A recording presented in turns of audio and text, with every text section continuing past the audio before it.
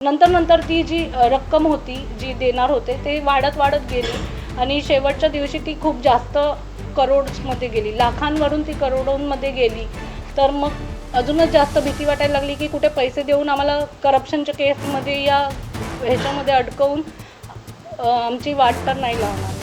30 लाख पहिला मी सांगतो, 30 तारखेला जेव्हा माझी मिसेस आरोच्या कॅबिनमध्ये गेली तर मी बाहेर उभा होतो, तेव्हाच मला त्यांनी धमकी दिली. 30 तारखेला तू काय रे, कोणाला विचारून फॉर्म भरतोय, कोणी तुला बोलला फॉर्म भरायला, तू 225 मध्ये तू राहतो, तू 226 मध्ये का फॉर्म भरतोय. पहिले प्रेमळच होते म्हणे तू मंडळाध्यक्ष हो, पूर्ण कुलाबा सांभाळ, तू आता शिंदे गटात पदाधिकारी आहे, इथे ये, आता राजीनामा दे आणि इथे तू काम सुरू कर, मी आहे ना, तुला कुठले कॉन्ट्रॅक्ट पाहिजे. त्यांनी त्यांची भाषा मग बिघडली. 16च्या नंतर 17 येणार, त्याच्यानंतर तुला कुलाब्यात राहायचं आहे का नाही हे तू ठरव. पण पोलीस सुद्धा गुलाबासारखं काम करतायत का. मग आयुक्त काय करतो, सुद्धा एक म्हणजे निवडणूक आयुक्तांची जबाबदारी आता निर्धोकपणं ही निवडणूक व्हायला पाहिजे. 30 डिसेंबरला आम्ही फॉर्म भरला इलेक्शनसाठी आणि 31ला माझा फॉर्म वैध ठरला गेला. माझ्यासोबत एक अपक्ष उमेदवार होते आणि त्याचसोबत मकरंद नार्वेकर ही भाजपमधून वैध ठरले होते. त्यानंतर आम्ही जेव्हा रिचर्डसनच्या बाहेर आलो तेव्हा राहुल नार्वेकर यांनी माझ्या मिस्टरांना त्यांच्या कारमधून घेऊन गेले आणि त्यांचे जे कार्यकर्ते त्यांनी मला दुसऱ्या कारमधून घेऊन गेले त्यांच्या कॉर्पोरेटच्या बंगल्यावरती. त्यानंतर तिकडे गेल्यावर मी त्यांना बोलली मी तुमच्या ऑफिसमध्ये येणार नाही, मला घरी जायचं आहे, माझी 2 लहान मुलं आहेत. मी घरी गेल्यानंतर त्यांनी माझ्या मिस्टरांशी बोलले, त्यांना खूप आग्रह केला की तुम्ही फॉर्म मागे घ्या. पण त्यांनी बोलले की माझी मिसेस इंडिपेंडंट विचारांची आहे आणि ती स्वतः ठरवेल की तिला फॉर्म मागे घ्यायचा आहे की नाही घ्यायचा आहे. तर त्यांनी मला कॉल केला माझ्या मिस्टरांच्या फोनवरून आणि ते स्वतः राहुल नार्वेकर माझ्याशी बोलले की वहिनी तुम्ही 5 मिनिटांसाठी आमच्या ऑफिसमध्ये येऊन मला भेटा. तर मी बोलली ते आता शक्य नाही आहे, मला माझ्या मिस्टरांशी बोलायचं आहे, माझ्या मिस्टरांना तुम्ही घरी पाठवून द्या. त्यांनी मिस्टरांना घरी पाठवलं पण त्यांच्यासोबत त्यांचे PAही आले आमच्या घरी आणि ते PA मला समजवत होते की तुम्ही फॉर्म मागे घ्या, तुम्हाला चांगली ऑफर आहे, ही अपॉर्च्युनिटी चांगली आहे, तुम्ही कधी एवढे पैसे कमवणार, 1-2 लाख रुपये तर तुमचे असेच खर्च होणार, तुम्ही तसे पण अपक्ष आहात, अपक्षाला कोणी वोट देत नाहीत आणि आमचा पक्ष खूप मोठा आहे, तर तुम्ही तसेही हारणार आहात आणि आम्ही जिंकणार आहोत. तर मी बोलली मला मान्य आहे, मी हारेल या जिंकेल ते मला ठरवू देत की मला फॉर्म मागे घ्यायचा आहे की नाही घ्यायचा आहे, तुम्ही नका सांगू मला. त्यानंतर त्यांनी मी ऐकली नाही म्हणून त्यांनी मला बोलले की म्हणजे पूर्वी एक राजू करून होते, त्यांचं असं केलं, मी त्यांना तडीपार केलं, त्यांना मी अँटी करप्शनचे केसेस लावले. तर त्यांना हे सांगायचं होतं का की तुमच्यावरही फ्युचरमध्ये आम्ही अँटी करप्शन केस या तुम्हालाही आम्ही नामोनिशान तुमचं कुलाब्यामधून मिटवून टाकू. हे तुम्ही सांगणारे मला कोण, हे मी विचारते त्यांना. आणि त्यानंतर त्यांनी मला बोलले की चला तुम्हाला 5 नाही 10 लाख रुपये देतो आणि तुम्ही तुमचा फॉर्म मागे घ्या. त्यानंतर मी त्यांना बोलली मी विचार करून सांगेल, तुम्ही आता जा. माझे मिस्टर त्यांना घेऊन गेले तरीही ते ऐकले नाहीत. ते 4 वाजता परत आमच्या घरी आले, आमचा दरवाजा बेल वाजवली, मग आम्ही डोअर ओपन नाही केला आणि मी समजली की आता हे मला फोर्स करणार खूप.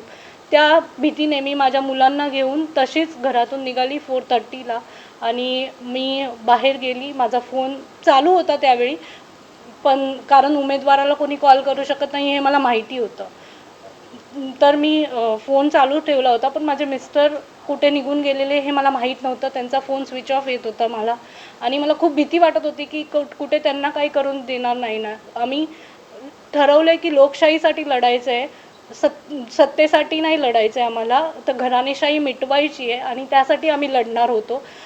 तर पण आम्हाला ते बोलूच देत नव्हते दोघांना की तुम्ही फॉर्म मागे घ्या या नका घेऊ, आमचा काय डिसिजन आहे ते विचारायचंच नाही आहे, फक्त त्यांचा डिसिजन आमच्यावरती लागत आहेत की तुम्ही फॉर्म मागेच घ्या. आणि मग नंतर 1 तारीख गेली, 2 तारखेला माझ्या फोनवरतीही फोन यायला लागले. मग मी फोन स्विच ऑफ केला आणि मी पूर्ण दिवस फक्त धावत होती जीव घेऊन की कुठे हे मला पकडून घेऊन जातील जबरदस्ती, कारण त्यांची ताकद मनी पॉवर इतकी आहे त्यांच्याकडे की ते काहीही करू शकतात. ते पोलिसांनाही घाबरवून मला ते घरातून घेऊन जाऊ शकतात या जिथे मी आहे. मला असं वाटत होतं माझा फोन ट्रेस झाला आहे, त्यामुळे मग मी फोन स्विच ऑफ करून पूर्ण दिवस मी फक्त हेच विचार करत होते की मी काय चूक करते का, मी फॉर्म मागे नाही घेते तर. कारण मला माझा नाही तर माझ्या मिस्टरांच्या जीवाचा धोका जास्त वाटतो, कारण ते पॉलिटिक्समध्ये जास्त वर्षांपासून आहेत आणि राहुल नार्वेकर त्यांना खूप चांगल्या प्रकारे ओळखतात, त्यामुळे मला भीती वाटत होती. पण माझे मिस्टर बोलले नाही, तुला लढायचं आहे, लोकशाहीसाठी लढायचं आहे आणि मला इतके लोकांचा सपोर्ट आहे की तू जिंकणार हे मला माहिती आहे. हे त्यांनी मला सांगितल्यावरती मला आत्मविश्वास वाढला माझा आणि मी ठरवलं की नाही, मी पण लढू शकते आणि एक सामान्य नागरिक म्हणून मी हा डिसिजन घेतला की मी उभी राहणार आणि मी त्यांना हरवून दाखवणार.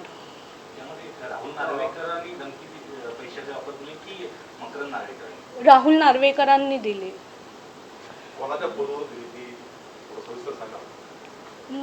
ॲक्च्युली फोन मला नाही आले, डायरेक्ट माझ्या मिस्टरांना आले आणि ते स्वतः घरी आले होते आणि त्यांनी घरी येऊन मला सांगितलं की इतके पैसे आम्ही तुम्हाला देऊ. पण माझ्या मिस्टरांना त्यांनी फोनवरती धमकी दिली आहे आणि फोनवरती त्यांनी सांगितलं की आम्ही तुम्हाला नंतर ती जी रक्कम होती जी देणार होते ते वाढत गेली आणि शेवटच्या दिवशी ती खूप जास्त करोड्समध्ये गेली, लाखांवरून ती करोडोंमध्ये गेली. तर मग अजूनच जास्त भीती वाटायला लागली की कुठे पैसे देऊन आम्हाला करप्शनच्या केसमध्ये या ह्याच्यामध्ये अडकवून आमची वाट तर नाही लावणार ना. राहुल नार्वेकर स्वतः तुमच्याशी बोलले? हो, काय शब्द त्यांचे होते? 31ला वहिनी तुम्ही बंगल्यावरती 5 मिनिटांसाठी येऊन भेटून जावा. पैशाची ऑफर त्यांनी दिली का तुम्ही दिली? त्यांनी दिली माझ्या मिस्टरांना, नार्वेकरांनी? मला पीएननी दिली. तुम्हाला पीएनी दिली आणि तुमच्या मिस्टरांना राहुल नार्वेकरांनी? माझ्या फोनवरून मी फोन केला ह्यांच्या त्यांना. फोनवरून माझ्याशी बोलले ते. मला ते आग्रही करत होते की तुझ्या मिसेसला मला 5 मिनिटं बोलू द्या. तिथे नेटवर्क पण नव्हता, तरी मी बोलत होतो अरे साहेब नेटवर्क नाही, हे नाही आहे. तरी माझा फोन ते घेतले आणि माझ्या फोनवरून त्यांना बोलले की तुम्ही 5-10 मिनिटासाठीच या, तुम्ही काही काळजी करू नका.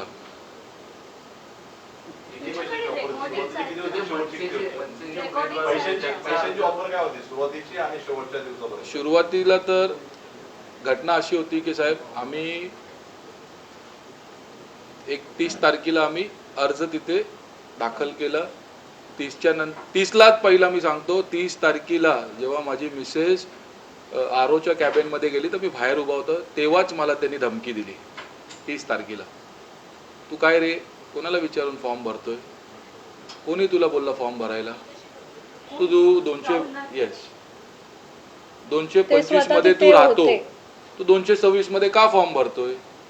अरे बोलू साहेब माझा फॉर्म नाहीये, मिसेसचा फॉर्म आहे. ती शिकलेली मुलगी आहे, तिला समाजसेवाची ओढ आहे. ती स्वतः टाटा हॉस्पिटलमध्ये ब्रेस्ट कॅन्सर रिसर्च अॅनालिस्ट म्हणून कामं केले, लोकसेवा तिला करायचे, त्या हिशोबाने तिने भरलाय साहेब फॉर्म. नाही हे तुला कोणीतरी शिकवलं असेल, तू माझ्या विरोधात कसा भरू शकतो ते मला नाही माहिती. बघ 16 तारखेच्या नंतर 17 येतो, तेव्हा मी काहीच बोललो नाही. आता मी बोललो इतक्या लोकांसमोर आता काय बोलू इथे, तरी मी चुपचाप तिथून निघून गेलो. आमचा फॉर्म आम्ही सबमिट केला. त्याच्यानंतर आम्ही घरी आलो. मग त्यांचे जवळचे PA जे तुम्ही व्हिडिओमध्ये पण बघता, जे हरिभाऊ राठोड बरोबर केले, ते PA आम्हाला वारंवार फोन करायला लागले. मी त्यांना फोन उचलला नाही. मी रात्री बोललो अरे माझ्या मुलाला मी बॉम्बे हॉस्पिटलला आणलं आहे, थोडासा तब्येत ठीक नाही, फूड पॉयझन झालं, असं करून हे झालं. तर मी रात्री काढली. 31ला आम्ही सकाळी परत त्यांचा फोन चालू झाला त्या PAंचा.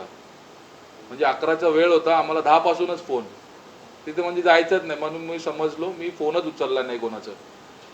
मग 11 वाजता आम्ही आत गेलो. आमचं अर्धा-पाऊण तासमध्ये नंबर आला आमचा प्रभाग क्रमांकाचा, 226 प्रभागाचा. तर त्याच्यामध्ये आम्ही 5 जण होतो स्क्रुटनीमध्ये. त्याच्यामधून 2 अपात्र ठरले आणि 3 पात्र झाले. त्याच्यामधून एक मकरंद नार्वेकर होता, एक माझ्या मिसेसचा होता आणि दुसरा अजून एक अपक्ष होता, त्याला पण मीच फॉर्म भरण्यामध्ये मदत केली होती. तर आम्ही दोघे एक दुसऱ्याला बघून हसत होतो, अरे हे काय झालं. मग आम्ही बाहेर निघालो. मी त्याला शुभेच्छाही दिली, बोललो अरे यार तुम्ही हत्ती आहात आणि आम्ही काय चिटी, हे तर तुम्ही विजयीचं साहेब हे घ्या, विजयीचा मी तुम्हाला शुभेच्छा देतो करून आम्ही बाहेर निघालो. मग त्यांचे एक PA आले वेगळे, तर मला बोलत बोलत बोलत आम्ही बाहेर आलो. रिचर्डसन क्रूडास करून ज्या मिलच्या बाहेर आलो, तर तिथे मला बोलले थोडासा भेट. मला कोणाला? बोलले राहुल सरांना. मी बोललो आता ही वेळ नाही भेटायची. बोललो नंतर भेटू ना. काय आत्ताच मी बोललो 3-4 दिवस मी झोपलो नाही, कारण ते फॉर्मच्या गडबडीमध्ये कसं भरायचं काय नाही, कारण तो माझा एक एक्सपिरियन्स होता सर. तर त्यांनी मला फुल फोर्स केला, म्हणजे नाही नाही चल चल चल चल. मग अजून एक दुसरा एक आला, त्यांनी मला खांद्यावरती हात ठेवलं. तर मी बोललो अरे माझी मिसेस आहे माझ्यासोबत, तुम्ही काय करताय? अरे आपली मैत्री आहे ना, आपण कुलाब्याचे आहेत ना. म्हणलं चल ठीक आहे चला गाडीकडे. तर तिथे त्यांची गाडी होती. बोले बस. मी बोललो साहेब मी नाही बसणार, माझी मिसेस आहे, माझ्याकडे बाईक आहे, तुम्ही चला पुढे, मी येतो पाठी. तुला चालू तिथे प्रेमाने बोलतो, तुला समजत नाही काय? अरे बोलो साहेब हे काय भाषा झाली आता तुम्ही? त्यांचे बॉडीगार्ड्स पण सर्व खाली उतरले, मला घेराव केला.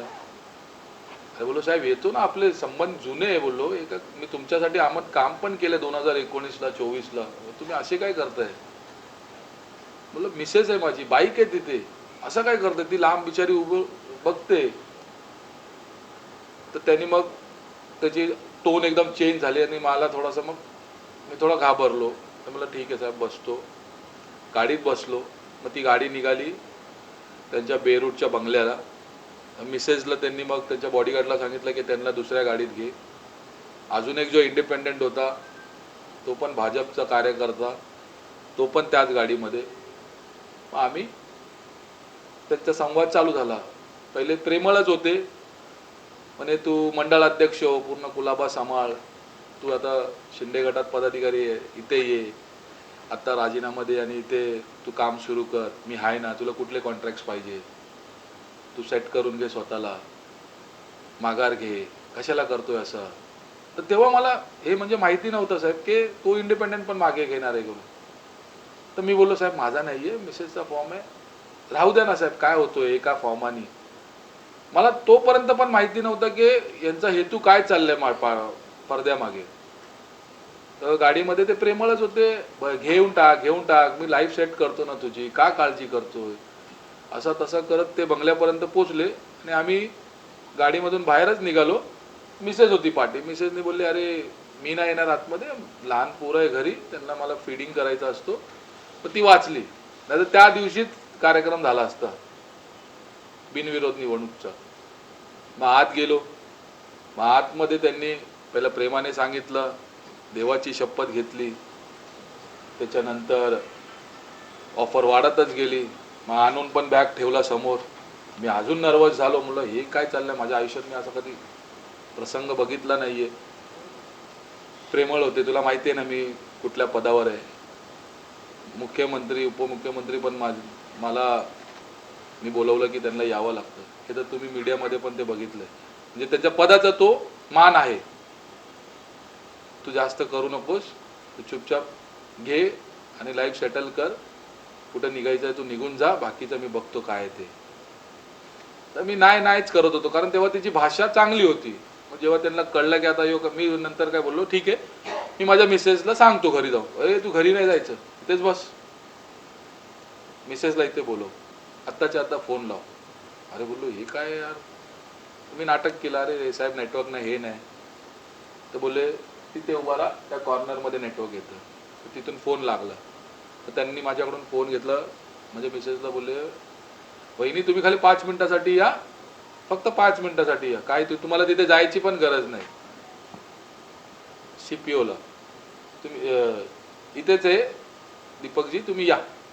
तर ते बोलले मी तिथे येणार नाही, माझ्या नवऱ्याची मला काळजी आहे, पहिला त्याला तुम्ही घरी पाठवा, बाकीचं मी बघेल, पहिला तुम्ही त्याला घरी पाठवा.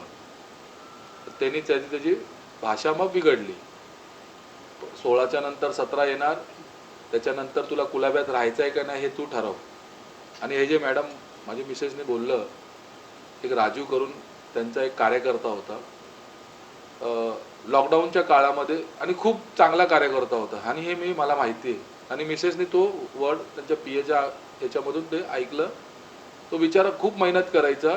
त्याची खाली अशी इच्छा झाली की नगरसेवक, कोणीतरी त्याला बोललं की राजू नगरसेवक लढायच्या याच्यामध्ये.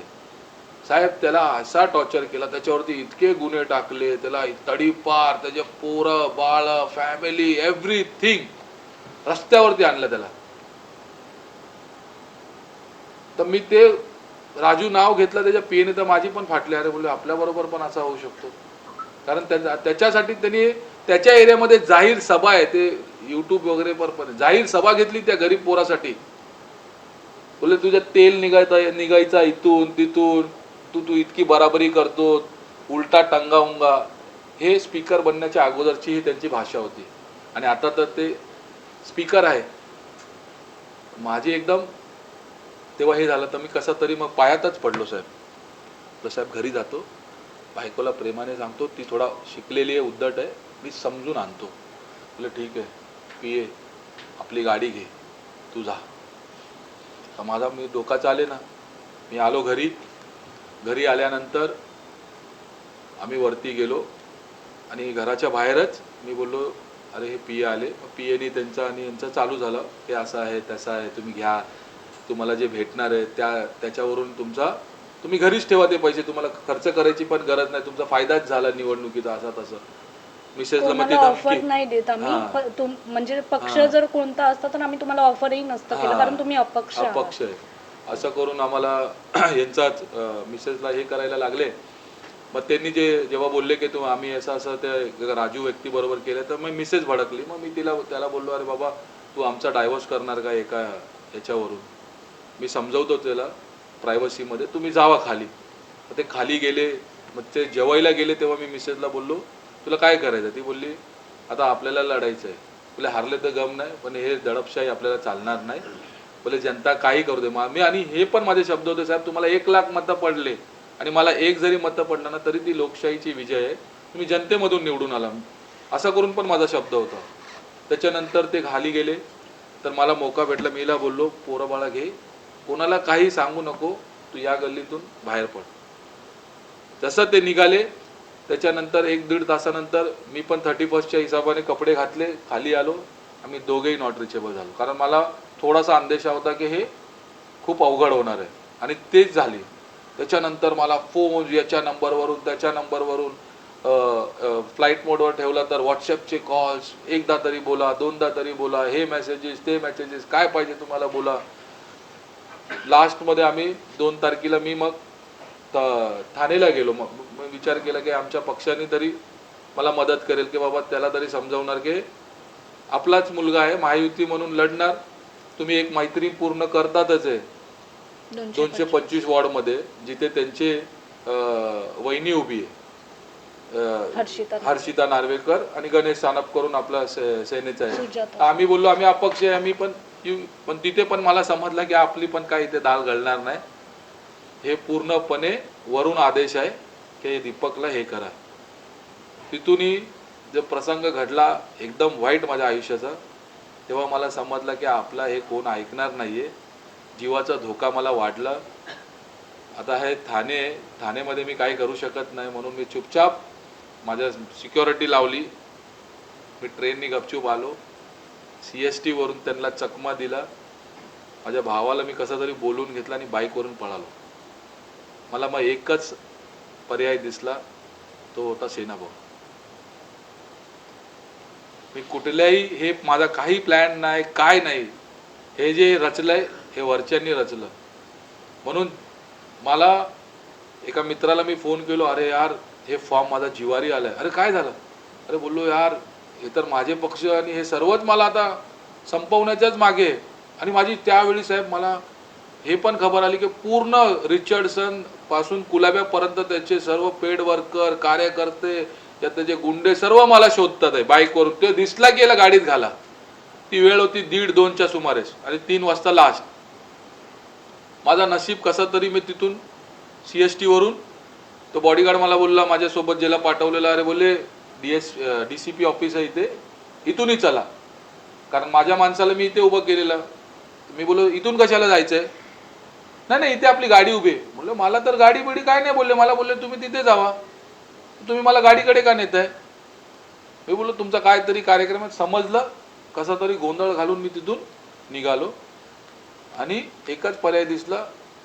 मी सन्माननीय विभाग प्रमुख यांना संपर्क साधला माझ्या मित्रांनी. त्यांनी डायरेक्ट मला इथे आणलं आणि मी इथे आलो. माझ्या डोळ्यातून पाणी चालू झालं की मी माझ्या परिवाराला कुठल्या धोक्यात टाकलं, माझी चूक काय. त्या माझी पत्नीची, माझ्या 7 वर्षाचा एक मुलगा आहे, 1 वर्षाची मुलगी आहे. माझी चूक काय. समाजकार्य करतच आहे, लोकांमध्ये उठतो बसतो.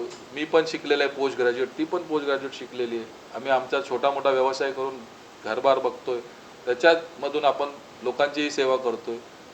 फॉर्म भरणं आणि त्याच्या मागचा हे सर्व चित्र मला वाटलेलंच नव्हतं की असं काहीतरी होणार. त्याच्यानंतर मला समजत गेलं की यांना बिनविरोध करायचा होता, कारण त्यांना ते महापौर पदाचं दाखवायचं होतं. घरामध्ये 3 तिकीट आहे, त्यांच्यावरती पण प्रेशर आहे की वरती दाखवायचं बघा कुलाब्यामध्ये आम्ही काय आहोत. मला मेसेजेस चालू झाले जेव्हा मी त्या अंडरग्राऊंड होतो तेव्हा मला मेसेजेस होते जनतेचे, साहेब की आम्हाला मतदानाचा हक दे दीपक, तू अपक्ष आहे. इथे तर सर्व नॅशनल पार्टीला त्यांनी संपवलंय, तुझ्याकडे फक्त आम्ही एकच उमेद करतो, आम्हाला मतदानाचा हक दे. तू घरी बस, तुझा खाली प्रचार करू पण नको, फक्त चिन्ह दे आम्हाला, आम्ही तुझ्यासाठी प्रचार करू, तू 100% निवडून येणार, तू फक्त आम्हाला सांग. लोक इतके हे जे बोलतात डेव्हलपमेंट, तिथे काही डेव्हलपमेंट नाही साहेब. साहेब मी त्याच्या पलीकडे जाऊन 2 शब्द बोलतो. हे जे बोलतात आहे हे घराणेशाही आहे. हे फक्त आणि फक्त यांच्या घरांनाच सत्ता पाहिजे. आता हे पक्ष भाजप बोलतात की आम्ही घराणेशाही चालू देत नाही. यांच्या घरामध्ये 3 तिकीट दिले, 225, 226, 227. त्यांचा भाव, त्यांची वहिनी आणि त्यांची आता चुलती बहीण, ती जी आत्ता झाली, ती कोणाला नाव पण नाही माहिती, तिला पण तिकीट दिला. म्हणजे यांच्याकडे कार्यकर्ता नाही. 35 वर्ष तो बिचारा जो अशोक पाटील, त्याचा पण मीच फॉर्म मदत केली होती साहेब भरायला. तो 35 वर्ष जेव्हा 2 खासदार होते त्यांचे, तेव्हाचा तो कार्यकर्ता आहे, तो रडतोय की प्लीज मला फॉर्म भरू द्या. त्यालाही काय बोलून त्यांनी माघार घेतलं. प्रचंड नाराजगी आहे साहेब तिथे. मच्छीमारांचा विषय आहे, आमचा ससून डॉग जो साहेबांनी पण विषय घेतलाय, आमचे तिथूनचे लोकल नेते त्यांनी पण तो विषय घेतलाय. मीही माझाही तिथे रोजगार आहे. 200 बोटी गेले साहेब गेल्या वर्षी. हात नार्वेकर साहेबांनी सांगितलं मी देतो, रक्ताने लिहून देतो, बंजारा समाज, मच्छीमार समाज, हे 200 बोट मी आणून देतो. साहेब एक बोट पण नाही आली. लोक तिथे उपाशी मरताय. काल गोडाऊन बंद केले. 2015चे सुप्रीम कोर्टचे ऑर्डर असतील, पण ते कसे तरी चालत होते. आत्ताच कसे बंद केले, कोणाच्या आदेशावरून बंद केले. म्युन्सिपल एक स्कूल आहे साहेब, 3-4 वर्ष अगोदरच त्याचा रिपेअर करण्यात आला, कोट्यावधी रुपये टाकले. अचानक त्याला C1 घोषित केलंय.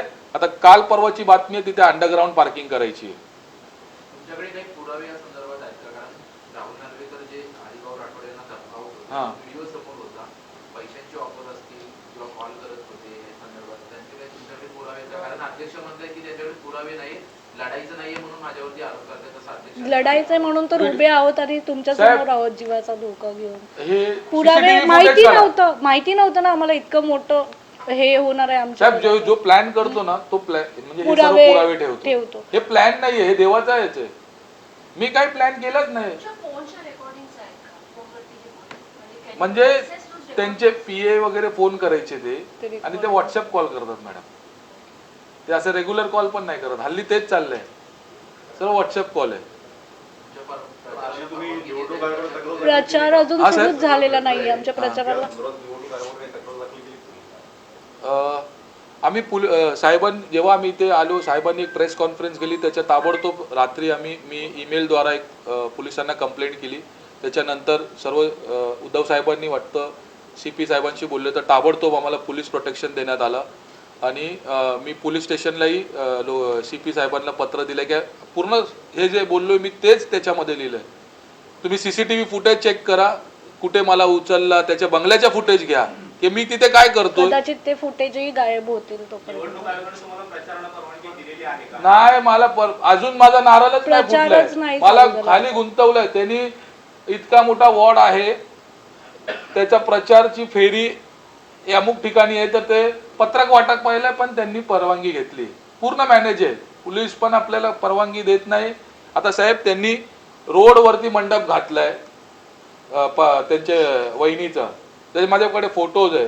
बिलबोर्ड लावलाय, हे लावलंय. मी छोटासा मंडप लावलाय, त्याच्यावर पण मला फोटो लावायला देत नाही, चिन्ह लावायला देत नाही साहेब.